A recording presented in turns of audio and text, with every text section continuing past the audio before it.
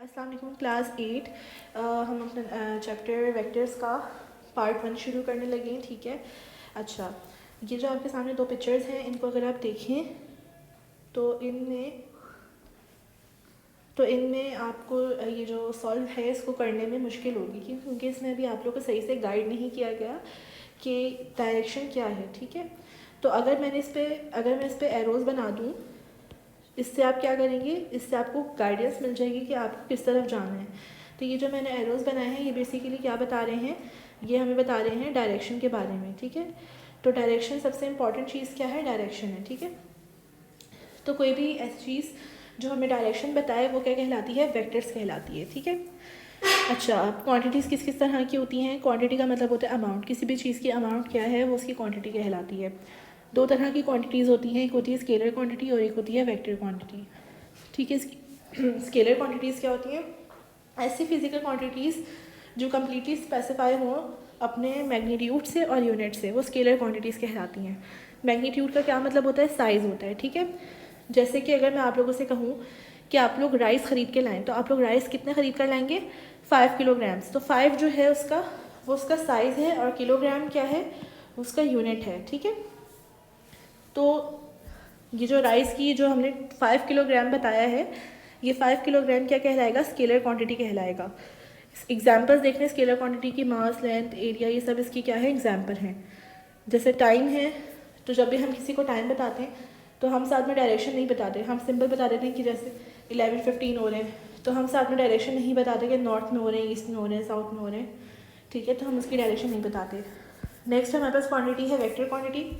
Vector quantity क्या होती है, ऐसी फिजिकल क्वांटिटीज़ जो कम्प्लीटली स्पेसिफाई हों बाय द मैग्नीट्यूड, यानी कि मैग्नीट्यूड भी हो स्केलर क्वांटिटीज़ की तरह, यूनिट भी हो, और साथ साथ वो डायरेक्शन भी बताएं। ठीक है। स्केलर क्वांटिटीज़ हमें डायरेक्शन नहीं बता रही थी, वेक्टर क्वांटिटीज़ हमें मैग्नीट्यूड, यूनिट और डायरेक्शन सब बताती हैं। ठीक है।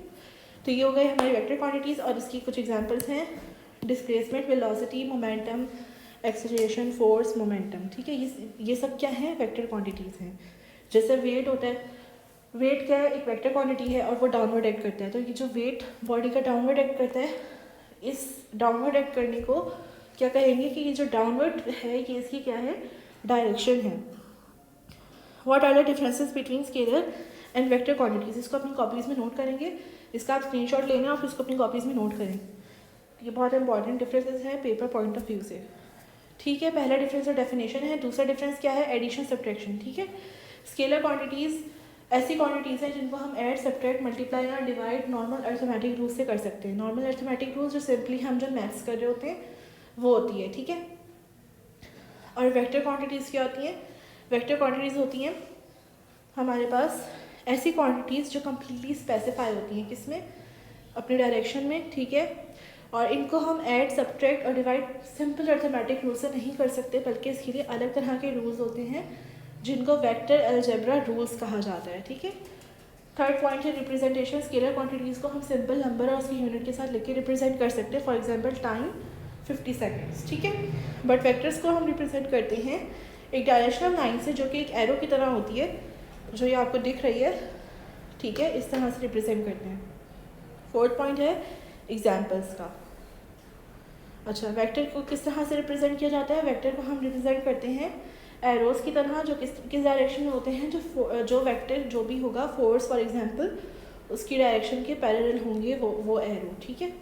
इस एरो की लेंथ क्या होनी चाहिए, इस एरो की जो लेंथ होती है वो हमें इस वेक्टर का मैग्नीट्यूड बताती है, साइज़ बताती है। ठीक है। हमारे पास 4 तरह की डायरेक्शन होती हैं, north, east, west and south. ठीक है। इसका आप किस तरह से याद रखेंगे, बच्चे इसको बनाने में बहुत कन्फ्यूज़ होते हैं। तो जो नोज़ होगा वो आपका ऊपर होता है, N for nose, N for north. तो ऊपर वाली साइड पे क्या है, नॉर्थ। साउथ नीचे वाली साइड पे है, S for south, S for shoes, हम शूज़ नीचे पहनते हैं, तो ये हो गया नीचे की साइड पे south. Now eat for east. ठीक है। ईस्ट कहाँ पे है, राइट साइड पे, और हम सीधा हाथ से खाना खाते हैं, तो eat, E for east, right side पे। ठीक है। देन है वेस्ट, वेस्ट फॉर डब्ल्यू, और डब्ल्यू से क्या है, वॉच, वॉच हम उल्टे हाथ में पहनते हैं, इसलिए लेफ्ट हैंड साइड पे बनाएंगे। ठीक है। फॉर एग्जांपल मेरे पास 5 वेक्टर्स हैं, ए, बी, सी, डी एंड ई। ठीक है। ये 5 वेक्टर्स अगर मैं उठा के इस पे रखना शुरू करूँ, इसको हम कंपास भी कहते हैं। तो ये हमें इस सब की डायरेक्शन बताएगा। फॉर एग्जांपल ये ए है, ये हमारे पास बी है, ये हमारे पास सी है, ये डी है और ये ई है, ठीक है। Now negative of a vector, negative of a vector क्या होता है? कोई भी वेक्टर जिसकी मैं अगर डायरेक्शन चेंज करना चाहूँ, अगर कोई मुझे कहे कि तुम्हारे पास दो वेक्टर्स हैं, इनमें से एक की डायरेक्शन चेंज कर दो, या एक ही वेक्टर दे और कहे इसकी डायरेक्शन चेंज कर दो, तो मैं क्या करूँगी, उसको मल्टीप्लाई करूँगी किससे? -1 से। तो इसका जो साइन होगा वो क्या होगा? नेगेटिव होगा, उसकी डायरेक्शन चेंज हो जाएगी, पहले जो उसकी डायरेक्शन थी उसके अपोजिट डायरेक्शन में आ जाएगी, और ये कहलाएगा नेगेटिव ऑफ अ वेक्टर, ठीक है। फॉर एग्जाम्पल मेरे पास एक फोर्स है 2x, मुझे कहा गया कि इसको नेगेटिव बनाएं, तो मैं क्या करूँगी, इसको -1 से मल्टीप्लाई करूँगी, तो ये जो इसका एरो यूँ था वो अब यूँ हो जाएगा, ठीक है। तो ये इस तरह से आ जाएगी, ठीक है। नाउ वेक्टर एडिशन, वेक्टर को किस तरह से ऐड किया जाता है? वेक्टर्स को ऐड करने का एक ख़ास रूल है जिसको हेड टू टेल रूल कहा जाता है, ठीक है। तो जब भी हम वेक्टर्स को ऐड करते हैं तो उनका जो रिजल्ट आता है इसको हम रिजल्टेंट ऑफ द वेक्टर कहते हैं।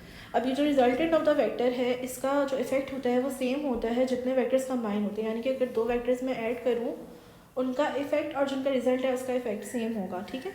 जैसे कि ये हैं दो वेक्टर्स ए और बी, ठीक है। तो आर क्या है? इनका रिजल्टेंट वेक्टर है, तो जो आर का जो इफेक्ट है वो ए और बी के सेम होगा, ठीक है।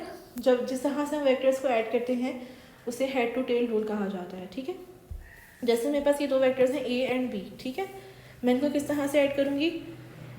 हेड टू टेल रूल ये कहता है कि पहले वेक्टर का हेड दूसरे वेक्टर की टेल पे आएगा, आ गया, ठीक है।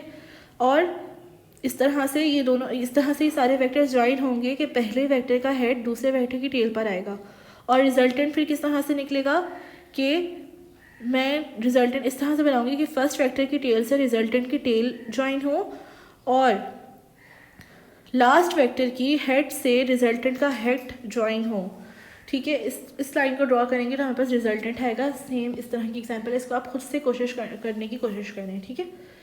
हेड टू टेल रूल मैंने बता दिया, इसकी एक्सप्लेनेशन ये आप सब रीड कर लीजिएगा। देन हमारे पास यहाँ तीन वेक्टर्स हैं। अच्छा, एक चीज़ आप देख लीजिए, जब भी हम ग्राफ बनाते हैं तो वो यूँ बनता है, ठीक है। एक उसका एक्स एक्सिस होता है और एक उसका वाई एक्सिस होता है, और वो दोनों पॉजिटिव में होती हैं वैल्यू।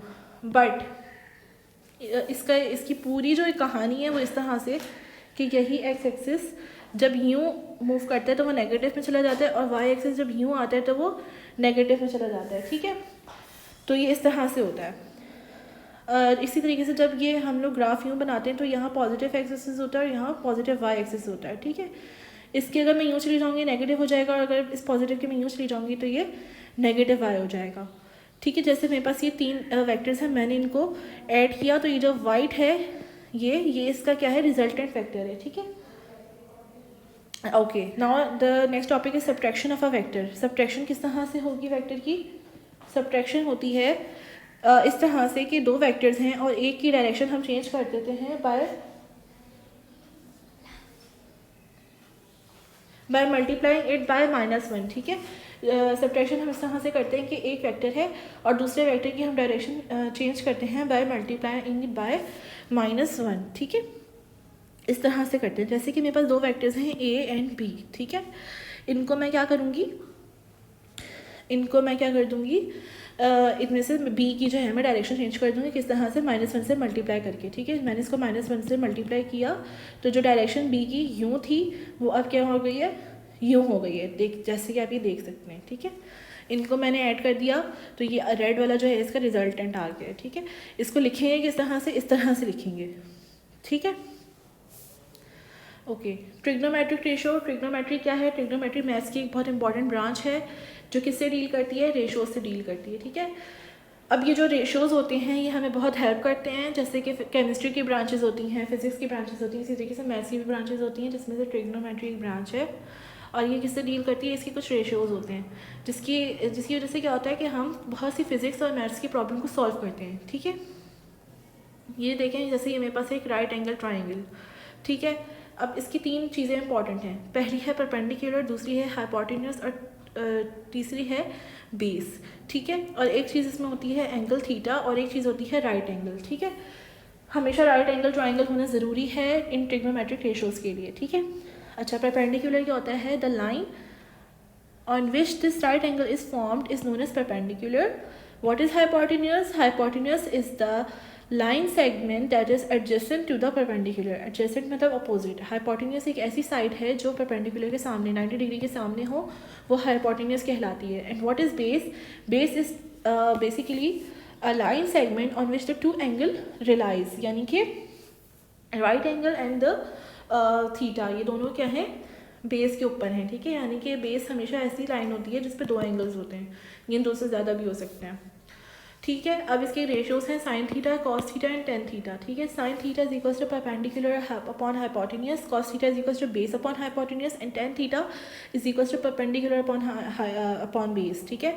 अब ये बच्चे इसमें बहुत कंफ्यूज होते हैं इनमें, तो इसको याद करने का एक आसान तरीका है, एक निमोनिक है, some people have curly brown hairs through proper brushing, ठीक है। अगर आप ये पूरी स्टेटमेंट याद रख लें तो आपको ये सारे रेशोज़ याद हो जाएंगे। अब वो किस तरह से कि जैसे सम है तो S for some and S for sine, people, P for people, P for perpendicular and H for have and H for hypotenuse, ठीक है। तो जब मैं अपने माइंड में लेकर आऊँगी सम पीपल हैव तो मेरे माइंड में खुद ही आ जाएगा साइन, परपेंडिकुलर, हाइपोटेन्यूस, ठीक है। तो इस तरह से ये पूरा है, इसको करते हुए आपको ये पूरा याद हो जाएगा। अब इनको नहीं याद करना, इतना ज़्यादा फोकस नहीं करना है जितना इस पर करना है, इसको याद करने की कोशिश करें। बाज़ औक़ात पेपर में जहन में नहीं आता तो फिर आप इसकी हेल्प ले सकते हो, ठीक है। अच्छा, नेक्स्ट टॉपिक हमारा है रेजोल्यूशन ऑफ अ वेक्टर, जो कि हम पार्ट 2 में डिस्कस करेंगे। यहाँ तक के लिए बस इतना ही। थैंक यू, अल्लाह हाफिज़।